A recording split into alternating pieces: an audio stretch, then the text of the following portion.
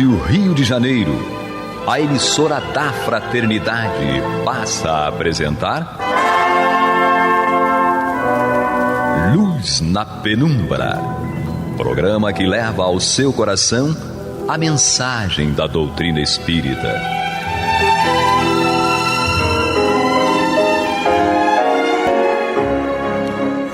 E com vocês, Canrobert Bueno e Isabel Nascimento, para o estudo do livro A Gênese, da obra codificada por Allan Kardec. Olá, amigos internautas, amigo ouvinte da Rádio Rio de Janeiro, a rádio que toda família pode ouvir. Aqui, mais uma vez, bom dia, boa tarde, boa noite para você que nos alcança em nossas gravações, trazendo para você, compartilhando com vocês, eu e Isabel Nascimento, o programa Gênese. Ainda no capítulo 1, Isabel não comenta, mas a gente está atrasadinho e você não concluiu esse capítulo.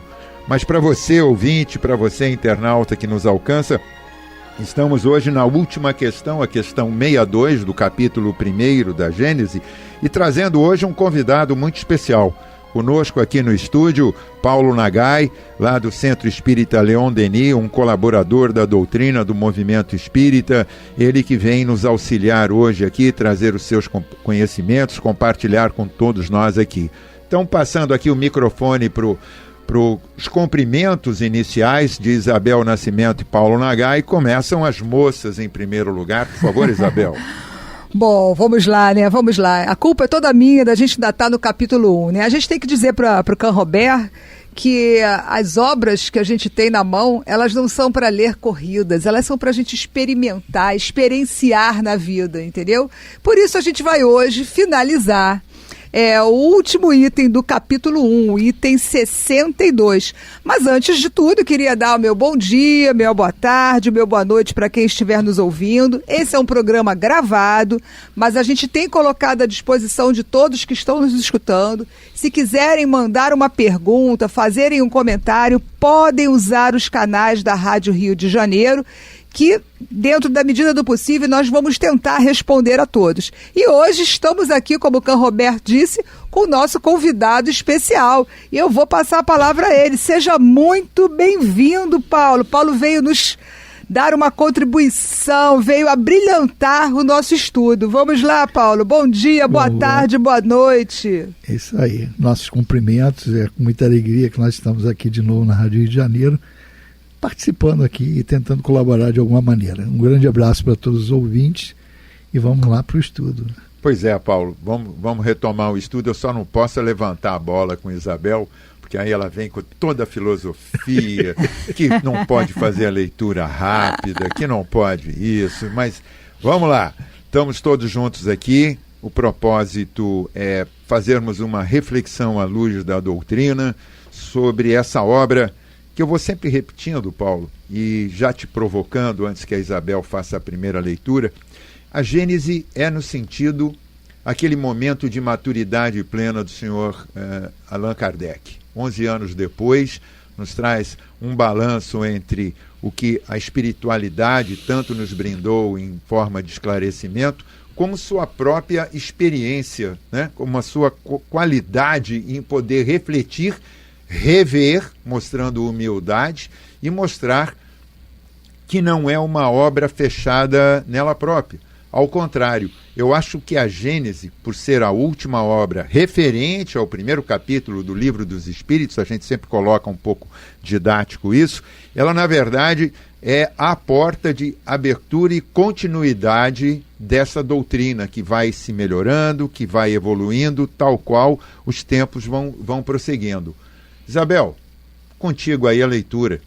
Bom, e essa leitura hoje é uma leitura extremamente especial, né? Como tudo dessa obra, mas eu que gosto muito de trazer sempre as comparações, né? De trazer os textos e para a nossa vida, eu acho que ele finaliza esse capítulo 1 com esse item 62, assim, de forma magnífica, né? Trazendo de forma muito concreta uma síntese de tudo que a gente viu no primeiro capítulo. Vamos lá. Capítulo 1 da Gênesis, o item 62. Uma comparação vulgar fará com que os compreenda melhor essa situação. Um navio repleto de imigrantes parte para longínquo destino. Leva pessoas de todas as condições, parentes e amigos dos que ficam. Sabe-se que esse navio naufragou. Não restou nenhum vestígio dele. Não chegou nenhuma notícia sobre a sua sorte. Acredita-se que todos os passageiros morreram e o luto atinge todas as famílias. Entretanto, todos os tripulantes, sem faltar uma única pessoa, alcançaram uma região desconhecida, de terra abundante e fértil, onde passam a viver felizes sob um céu clemente. Porém, ignora-se esse fato. Ora, um dia, outro navio aborda essa terra e lá encontra, são e salvo, esses náufragos. A boa notícia se espalha com a rapidez do relâmpago, exclamam todos. Os nossos amigos não estão perdidos e dão graças a Deus. Não podem se ver, mas se correspondem, trocam demonstrações de afeto e assim a alegria substitui a tristeza. Quer comentar essa primeira parte, Paulo? Vamos lá, vamos. Dá vontade de ler tudo, né? Mas deixa você comentar. Estou aqui pensando. A gente começa a escutar essas coisas, né? O pessoal quando fala, você acredita na sobrevivência da alma? Não, nunca ninguém voltou para contar. Aí eu falo assim, eu não posso falar isso. O pessoal do trabalho falava isso. Isso há muito tempo, né? Quando o pessoal ficava questionando muito você ser espírita e nem entendiam o que era. Eu falei assim, eu não posso falar isso. Toda sexta-feira à noite eu converso com o morto. Então, não tem nem como... Então eu sou um desses que tem possibilidade de ir lá na ilha e ver que os caras estão vivos, né? Então é algo muito pessoal, de busca, e como a gente sempre fala, né? Só ter olhos de ver e ouvidos de ouvir. Quem estiver aberto para essas coisas, não é muito difícil comprovar, não. Eu vou fazer aqui uma participação com a leitura que a Isabel está conduzindo tão clara, só lembrando que a gente hoje, graças à doutrina, Paulo, e pegando o teu gancho, e a gente agradece muito mais uma vez a tua participação aqui conosco, é que existe um dogmatismo passado que lá atrás, depois do cristianismo redivivo, e depois do cristianismo básico, na verdade, porque Jesus não deixou nenhuma linha de religião determinada, nenhum templo determinado. Aliás, ele vem dos hebreus, a origem é judaica, né? É aquela pegada, a vida é uma só. Isso nos trouxe a doutrina a aprender. Criados simples e ignorantes, a vida é uma só. As múltiplas passagens nossas, encarnados e desencarnados, pronto, aí causa confusão no pessoal. Isso eu vou querer explorar um pouquinho esse teu lado aí, de você trazer uma explicação mais robusta, porque fica difícil o pessoal entender daquela finitude absoluta. Nasce, cresce, morre. Alguns ricos, outros pobres. Alguns sãos, outros doentes. Alguns com uma genialidade e outros com uma idiotia. Onde o saber de justiça e amor de Deus, do Pai, e te provocando mais ainda, e a Isabel, vou chamar a Isabel aqui para a discussão, quando nos bastidores nós colocávamos aquilo que você ampliou da questão 625 do Livro dos Espíritos, qual o modelo e guia que a humanidade tem? Jesus, mas muito mais do que isso, também, como você bem colocou, o modelo de Deus, ali Deus na proximidade máxima possível para a humanidade. Com vocês aí, eu me retiro agora, deixo a bola com vocês. Eu vou deixar o nosso convidado primeiro, tá? Então, trocamos gentileza. Eu vou falar primeiras damas, mas tudo bem.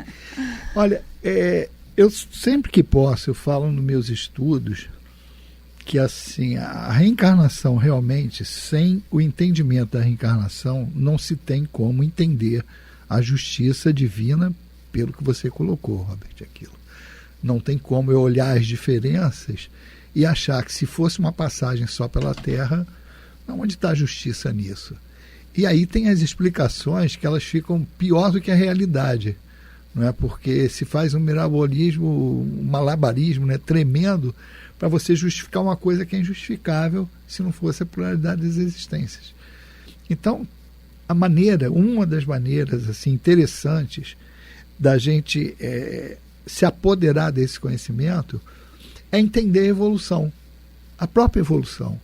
Então, o estudo da evolução humana, que a Gênese mostra bem, as obras de André Luiz mostram bem, Evolução em Dois Mundos, Emmanuel trazendo também a parte filosófica nisso, que eu acho que eles se completam ali, e você vê como a gente sai do simples e ignorante para chegar até um Jesus, que é o modelo maior que a gente tem. Absoluto, né? Na verdade, e aí absoluto. você sai daí com alguns conceitos que vão servir para direcionar a gente em qualquer outra coisa, que é a base de conhecimento necessária para você entender como funciona a subida de degrau, que aí você vê que é puramente meritocracia. Então, qualquer coisa que fuja disso está fugindo da lei de Deus. Então, tem alguns parâmetros que vão surgindo nessa construção de conceito que elas servem para solidificar o conceito cristão. Então, eu não posso ser a favor de uma coisa em qualquer aspecto da vida, seja profissional, qualquer um, familiar, que vá no sentido contrário disso, que não seja meritocracia. Você tem que ajudar, tem que fazer? Tenho. Mas, acima de tudo, você tem que ter a meritocracia. Se qualquer sistema me levar para um lado que o mérito não seja levado em conta, alguma coisa está errada.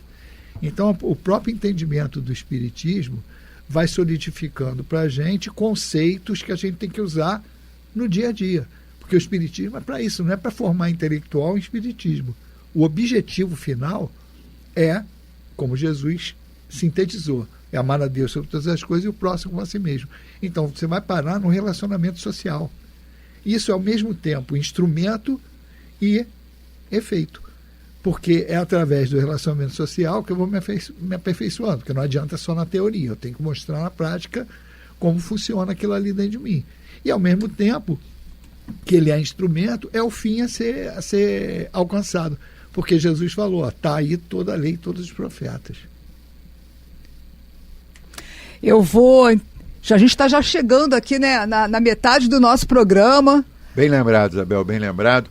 A você, ouvinte, está chegando. Isabel, manda aí qual é o capítulo, qual é a questão, para poder esclarecer para todo mundo. A gente sempre dá aquela paradinha de meio tempo, vai. Então, a gente está hoje finalizando o capítulo 1, o item 62, da obra da Gênesis, né?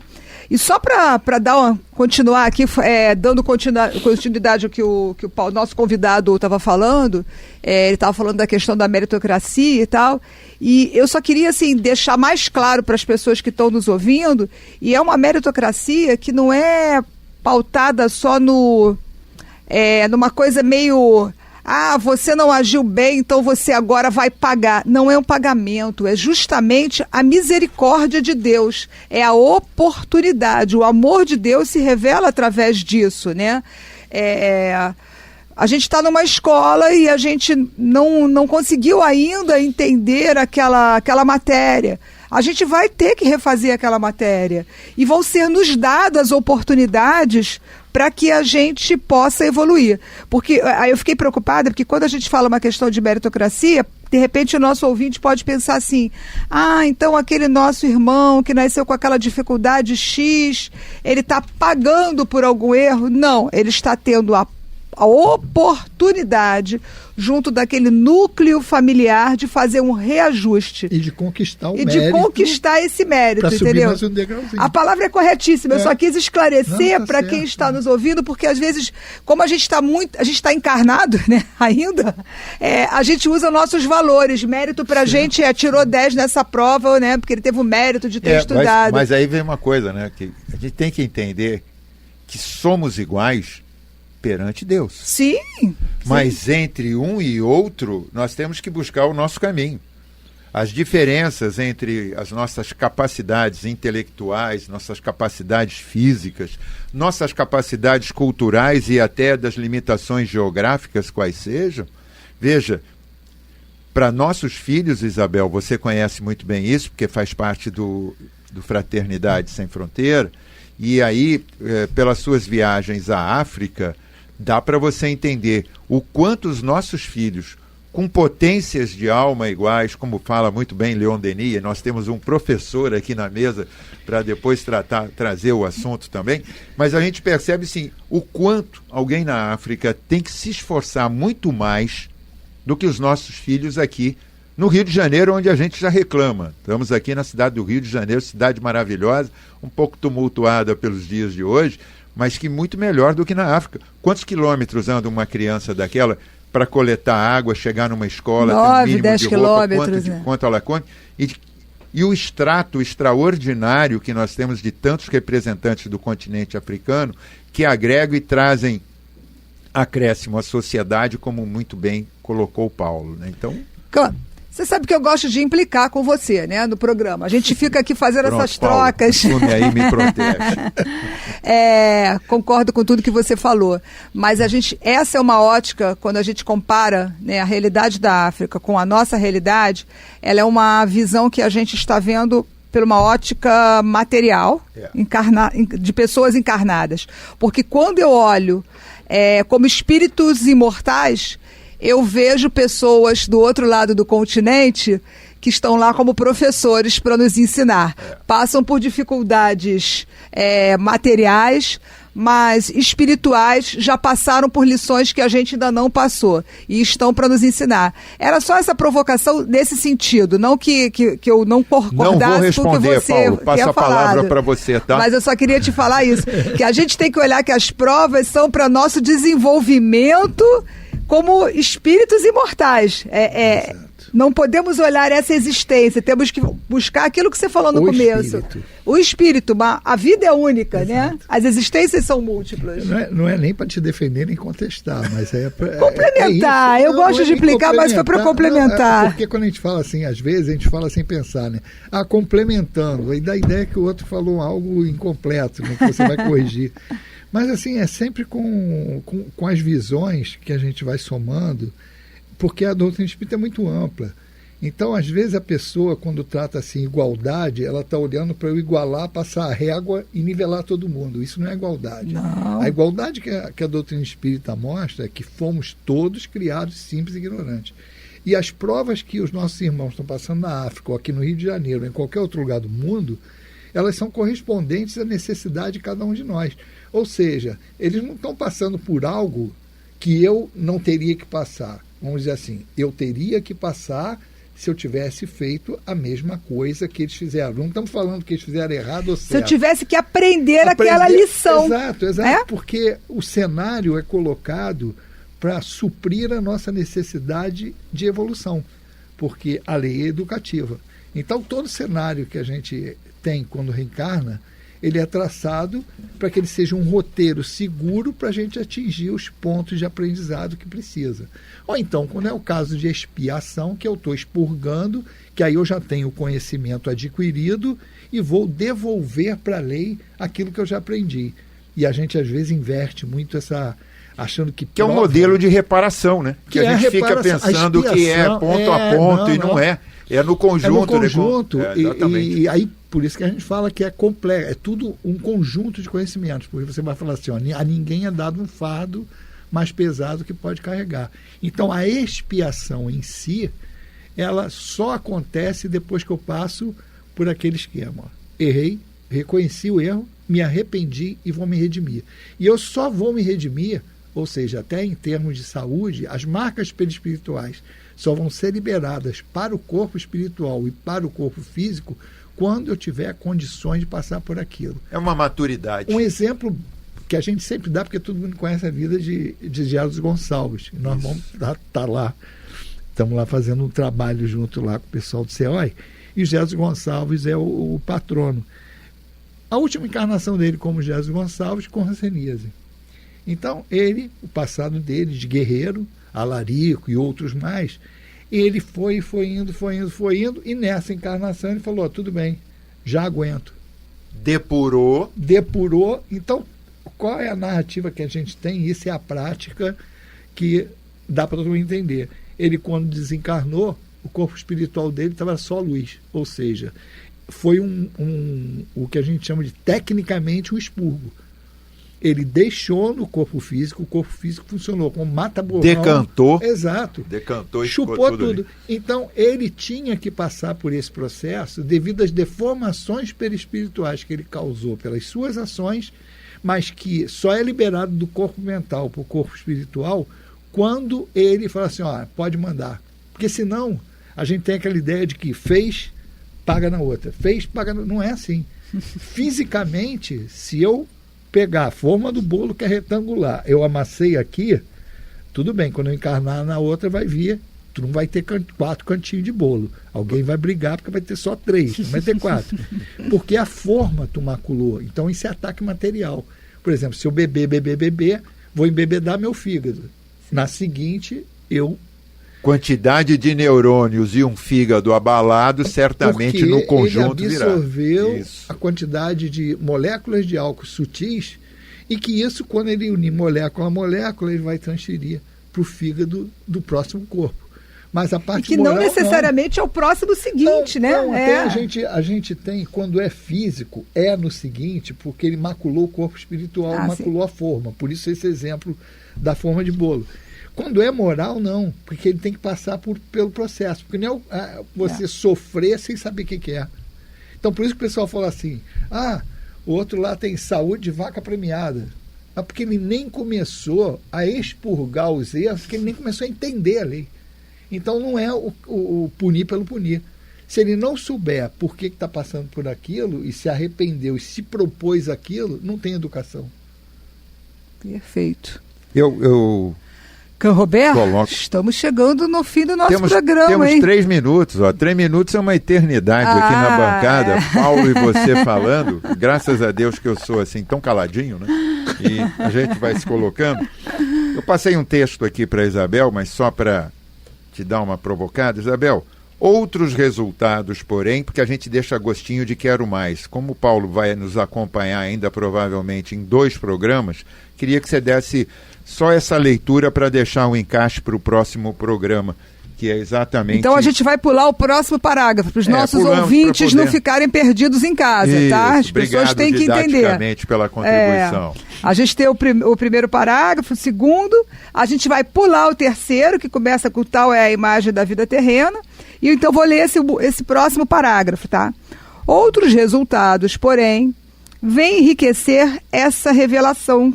Deus, julgando a humanidade madura para penetrar o mistério do seu destino e contemplar com serenidade novas maravilhas, permitiu que fosse erguido o véu que separava o mundo visível do mundo invisível. As manifestações nada têm de sobre-humanas. É a humanidade espiritual que vem conversar com a humanidade corporal e lhe diz: não existimos, logo o nada não existe. Não, nós existimos. Eu troquei tudo. Logo o nada não existe. Eis o que nós somos, eis o que sereis. O futuro existe para vós como existe para nós. Então, chegando aqui, pelo cronômetro, nossa produção já nos avisando, Paulo, vou te lembrar que vamos começar a próxima gravação de Luz na Penumbra, Gênese, exatamente a partir desse texto, já provocando e devolvendo a bola para ele desenvolver no programa. Agradecendo por agora a você ouvinte, a você internauta que nos acompanhou aqui pela Rádio Rio de Janeiro, programa Luz na Penumbra, a Gênese, e agradecendo a audição, a torcida e o compartilhamento que vocês estão fazendo. Muito obrigado a todos vocês e até o próximo programa. Isabel, Paulo, suas despedidas. Bom, um abraço a todos e até a próxima. E olha, continuem atentos e ouvindo o estudo da Gênese. Na próxima semana a gente vai dar continuidade e quem sabe até finalizar, né, Roberto? O item 62 do capítulo 1 da Gênesis. E se tiverem vontade de mandar uma mensagem, escrever para a Rádio Rio de Janeiro, tentaremos responder as perguntas e trazer a contribuição de todos. Até a próxima semana! Você está ouvindo o programa Luz na Penumbra.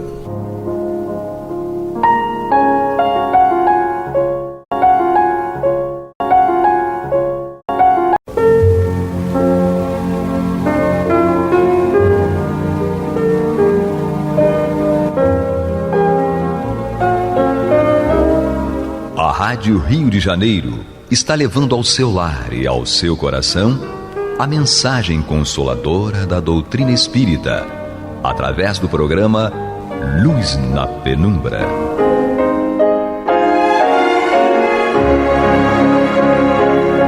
E agora com vocês, Nádia do Couto Vale, para comentar o céu e inferno ou a justiça divina segundo o Espiritismo, da obra codificada por Allan Kardec. Amados e amadas ouvintes e internautas, que a paz de Jesus permaneça conosco hoje e sempre. Dando continuidade ao estudo que fazemos aqui juntos pela Rádio Rio de Janeiro, a emissora da Fraternidade, no programa Luz na Penumbra, nós vamos então nessa continuidade. Nesse estudo estamos no capítulo 1. Já estudamos alguns tópicos e hoje nós vamos continuar a desenvolver os tópicos finais deste primeiro capítulo, que naturalmente Kardec titulou como Por Vir e o Nada, essas questões que ele já vem discutindo através dos vários sistemas, como ele diz, na verdade, são linhas teológicas e filosóficas sobre o nada, particularmente sobre o nada. Fundamentalmente, no entanto, todas as religiões têm pontos em comum. Esses pontos se contrapõem aos sistemas ou vertentes filosóficas e sociológicas, às vezes com os quais Kardec inicia este capítulo 1 e a respeito dos quais ele conclui: esses sistemas são importantes para resolver todas as questões de fato que suscitam o nada, a absorção no todo universal ou a individualidade da alma antes e depois da morte. Nós estudamos isto particularmente no item 10 deste capítulo 1. Ora, vamos ver. A lógica nos impele irresistivelmente, a palavra do codificador, para a individualidade da alma antes e depois da morte. Por isso que isso está presente em todas as religiões. Fato, diz Kardec, que tem formado a base de todas as religiões desde que o mundo existe. Continuamos no item 10 do capítulo 1. Essa individualidade, que é o espírito imortal, persiste em qualquer dos planos de existência do espírito. Portanto, quer esteja encarnado, quer desencarnado, a individualidade do espírito permanece intacta, incólume, tendo ou não corpo físico. Consequentemente, nós estamos aqui no campo que a filosofia estuda, particularmente a filosofia, no campo do dualismo ou da dualidade. Essas são questões que estão na esfera, no âmbito, na intimidade de todos os corpos teóricos das religiões. Mas, afinal, de onde vem a palavra religião? Vem de religio, latim, que pode ter origem no verbo relegere ou religare. Na verdade, religio, que vem do latim exatamente essa palavra, religio, significa louvar e reverência aos deuses, louvor e reverência aos deuses. Já essa outra possibilidade da origem da palavra, que é o verbo relegere, também latino, que tem o significado de estar sempre atento, ou de novo. O significado de relegere é de novo, ou ler outra vez, ler de novo, estar sempre atento. O filósofo romano Cícero falou sobre o religio, que é a palavra latina, então conjugada religio, religiones. Para Cícero, essa palavra vem de relegere, que é a junção daquele rezinho ali, de novo, e lego, ou lago, ler, examinar, escolher. Já o verbo religare, que é considerado também uma possível origem da palavra religião, vindo desse verbo, tem vários significados. Pode ser um culto prestado a uma divindade, uma doutrina ou uma crença religiosa, uma reverência, um respeito, até um escrúpulo, ou uma comunidade religiosa que segue a regra de seu fundador ou de seu reformador. Também pode significar, o verbo religare, pode dizer respeito à filiação a um sistema específico de pensamento ou crença. Ou, então, pode significar vida religiosa. Essas são as possibilidades de origem latina da palavra. Mas na língua grega, a palavra treskeia era usada por escritores gregos da antiguidade, bem recuada, como Heródoto e Joséfo, este não tão recuado. Mas essa palavra, treskeia, é encontrada no Novo Testamento e às vezes é traduzida como religião nas traduções atuais, mas o termo era entendido como adoração, assim num sentido genérico, entendido dessa forma até o período medieval. Já no hebraico, não há registros da palavra religião. No entanto, o judaísmo, uma religião, uma das 3 religiões fundamentais mais antigas, o judaísmo foi fundado no 7º século antes do Cristo e é a base das outras 2 religiões mais poderosas do ponto de vista dos seus seguidores, a base do cristianismo e do islamismo. Portanto, o judaísmo é uma religião que tem raízes no povo hebreu, tem um conceito central chamado halakha, que significa caminho ou caminhada. Lembrando todos nós aqui que Jesus era judeu. Nasceu na Galileia, uma região judaica, de mãe judia. Ele foi, inclusive, circuncidado no 8º dia de vida, como manda a lei judaica. Na verdade, então, Jesus viveu na Palestina no 1º século antes do Cristo. Nosso amado, amadíssimo Jesus. Então, nós estamos vendo que há alguns pontos em comum, não só do ponto de vista dos conceitos, mas também do ponto de vista semântico, das palavras que indicam, sugerem esse conceito que é religião. Então, um dos pontos em comum desse ponto de vista aqui é o chamado dualismo ou dualidade. Nós sabemos que o sufixo ismo quer dizer doutrina. Então, dualismo é a doutrina do que é dual. Nós somos, a rigor, seres duais, porque somos espírito e encarnados, temos um corpo material. Então, a dualidade ou dualismo, isso é um conceito presente em todas as religiões. Outro conceito é o do bem contra o mal. Outro conceito é o da felicidade e da infelicidade. Outro conceito dos gozos, alegrias, prazeres e penas. Outro conceito é o céu e o inferno.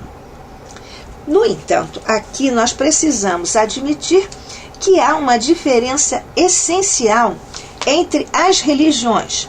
A par destes pontos em comum, há, no entanto, distinções conceituais, essenciais para nós conceituarmos, para nós entendermos, para nós situarmos a, digamos assim, personalidade de cada religião. Isto diz respeito, essa diferença diz respeito quanto à natureza das penas e recompensas.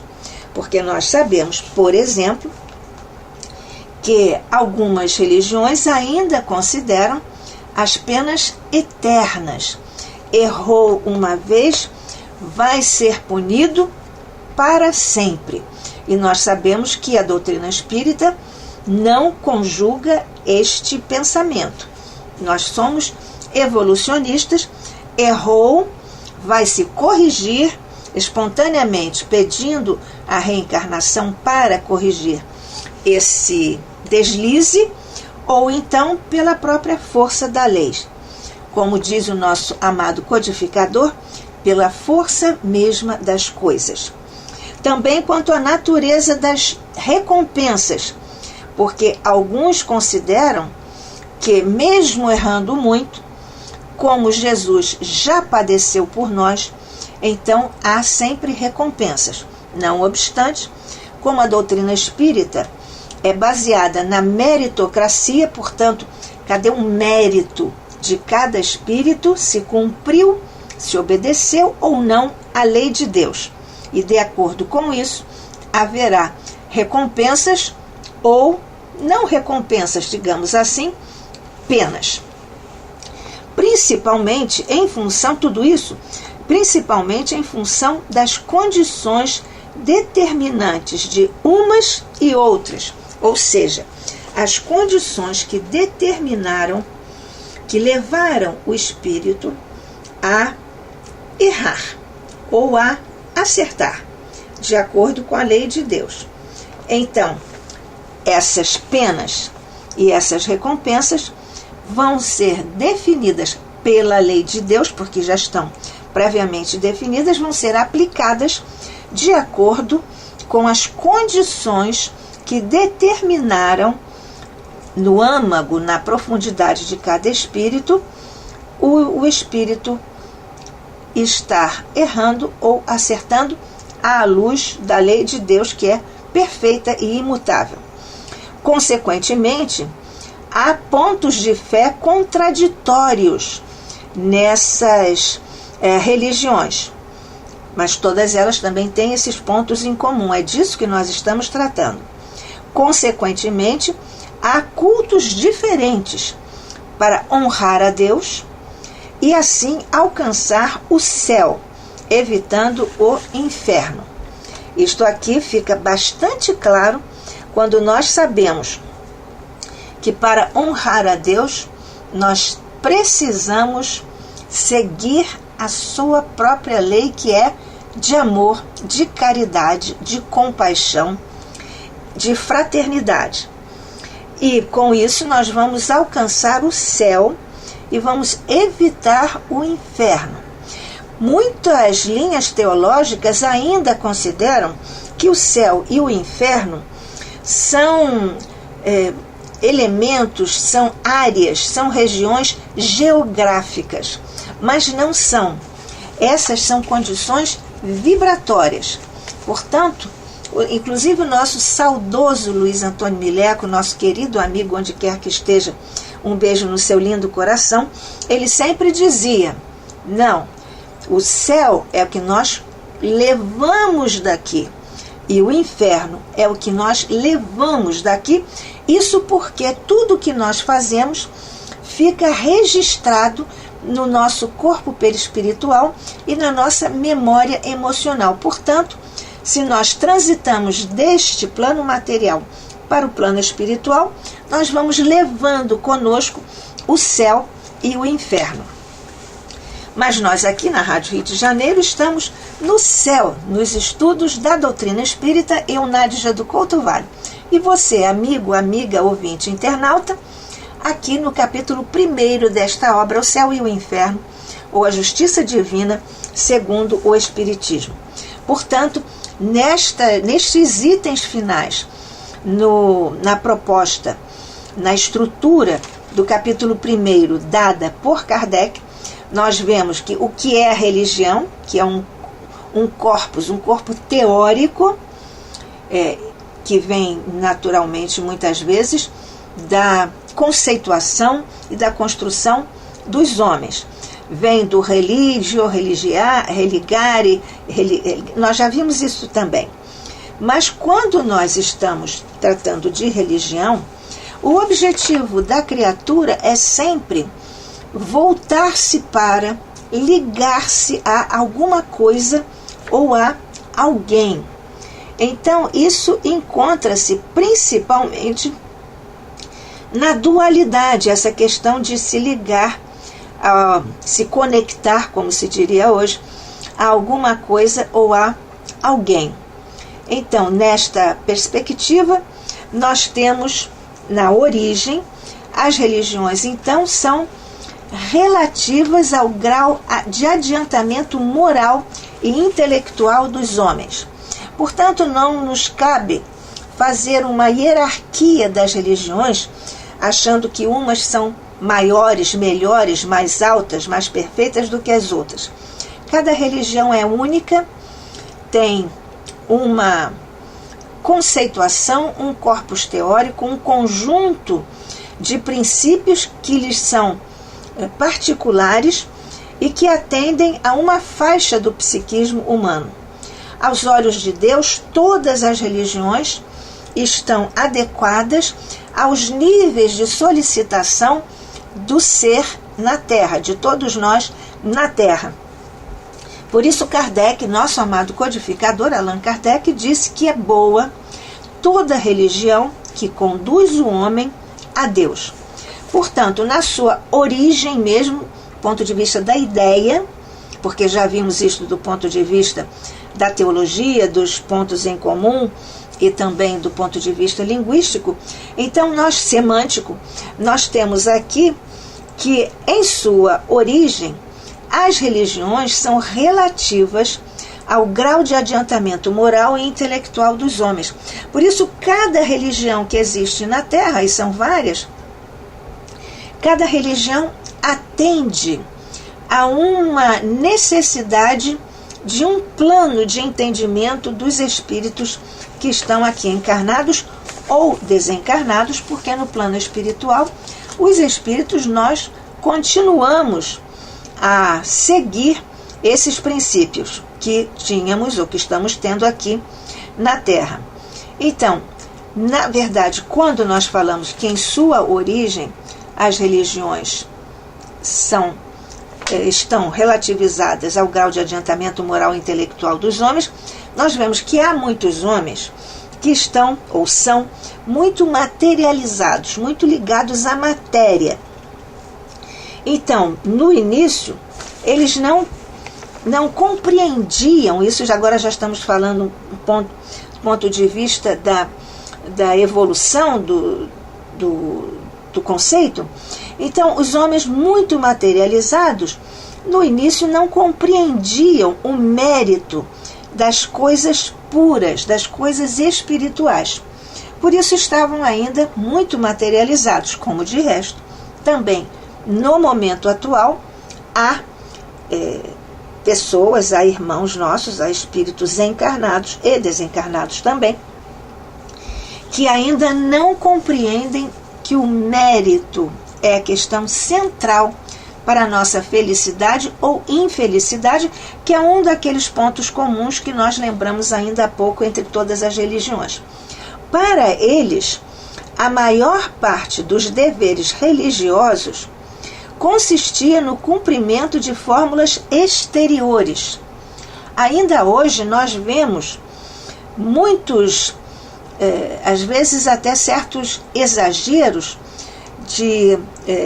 ritualísticos que dizem respeito a fórmulas exteriores, o que não quer dizer que do ponto de vista íntimo o espírito esteja um pouco acima daquele segmento ou daquela ritualização tão ainda voltada para as questões no âmbito da matéria.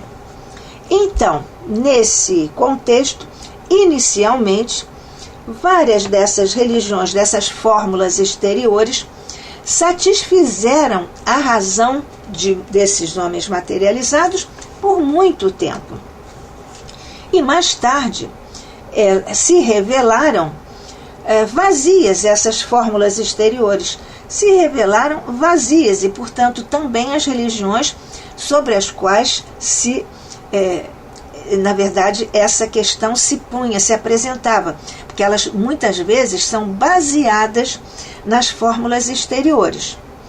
Então, inicialmente, essas fórmulas exteriores, que os homens entendiam como sendo cumprimento de fórmulas religiosas exteriores, mas isso, ao mesmo tempo que lhes satisfazia a razão por algum tempo, ou às vezes por muito tempo, ao longo de séculos até, mais tarde, no processo evolutivo que é natural, tudo evolui no universo, então mais tarde revelaram-se essas fórmulas vazias, não preenchidas de conteúdo daquele religário, daquele relegere.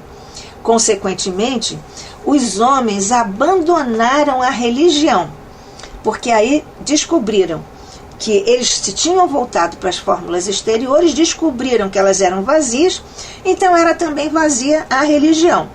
E aí eles abandonaram a religião e tornaram-se alguns filósofos, buscadores da verdade, alguns deles. Outros se tornaram ateus, outros agnósticos. Agnósticos querem dizer, a palavra quer dizer que elas não são capazes de atingir o conhecimento. A é o prefixo de negação e gnose de conhecimento, grego. Então, não são capazes de atingir o conhecimento de uma certa área. Portanto, ficam neutros, digamos assim. Em consequência, então, os homens abandonaram a religião, tornaram-se filósofos, ateus, etc. Mas as religiões igualmente admitiam a felicidade ou a infelicidade depois da morte do corpo físico.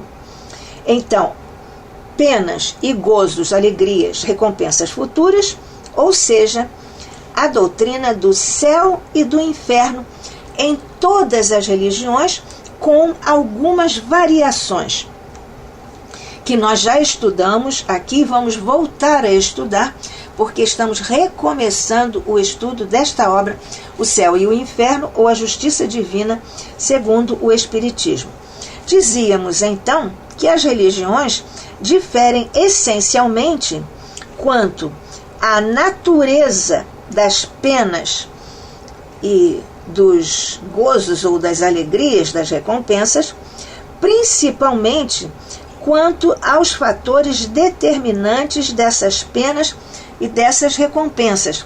O que levou o indivíduo, o espírito, a errar para ser aqui penalizado ou a acertar, seguir a lei para ser então feliz?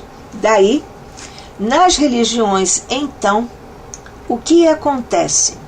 Acontece que há questões de fé que são contraditórias dentro mesmo desse contexto, dando origem a cultos, gerando cultos diferenciados, diferentes, portanto, dependendo da conceituação, do entendimento que tinham os homens relativamente a essas questões que estamos discutindo, a questão da existência do espírito antes e depois da morte do corpo físico, naturalmente. E também diz respeito aos deveres impostos por determinados cultos diversos, que na verdade são cultos diferentes para honrar a Deus ou para alcançar o céu, evitando o inferno, que é uma questão que nós já tangenciamos, já comentamos anteriormente, e é a questão à qual nós vamos voltar em nosso próximo encontro e também em muitos outros próximos encontros, porque inclusive temos nesta obra capítulos específicos para nós estudarmos o conceito de céu e o conceito de inferno. E nós voltaremos então a abordar estas questões importantíssimas em nosso próximo encontro aqui no programa Luz na Penumbra, na Rádio Rio de Janeiro, a emissora da Fraternidade. Que a paz de Jesus, o amor de Deus permaneçam conosco hoje e sempre. Que assim seja.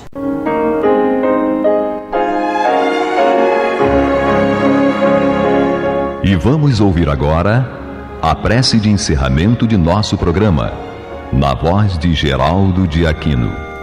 Jesus, dá-nos coragem para a luta, piedade para os insultos e misericórdia para as injustiças e ingratidões.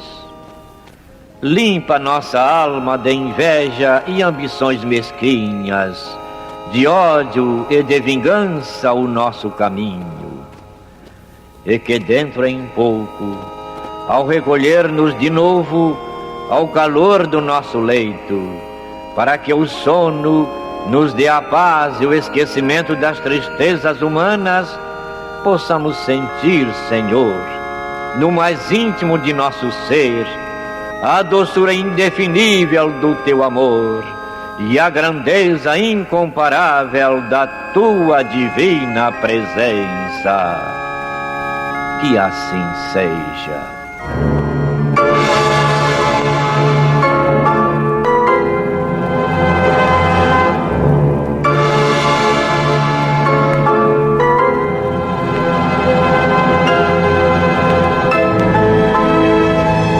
Acabamos de apresentar o programa Luz na Penumbra, que voltará a ser apresentado amanhã às 21 horas nesta emissora.